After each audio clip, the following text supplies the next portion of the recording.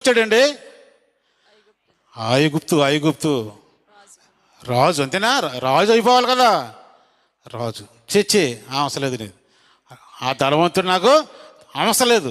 నా సహోదరులు ఉన్నారు, వాళ్ళు బానిసత్వంలో ఉన్నారు.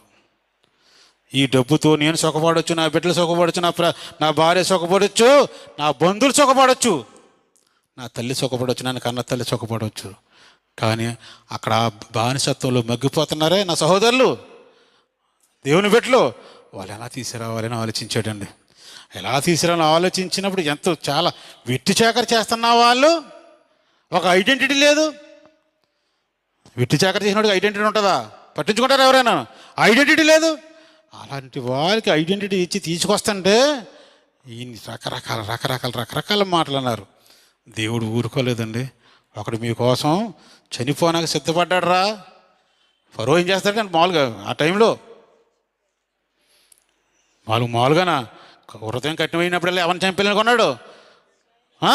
ఇశ్రాయేల్ నాయకుల ముందు చచ్చిపోతే మిగతా వాళ్ళందరూ వెళ్ళిపోతారు.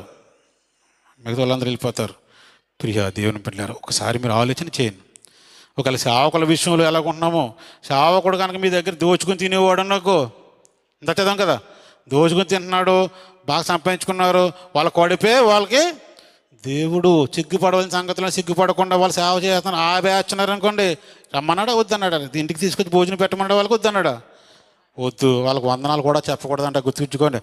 సబ్జెక్టు వాక్యం కరెక్ట్గా ఉన్నట్టుగా చెప్పలేని పాస్టర్ గారి కంట వందనాలు చెప్పొచ్చు అన్నాడా, చెప్పకూడదన్నాడా? బైబిల్లో ఉందా?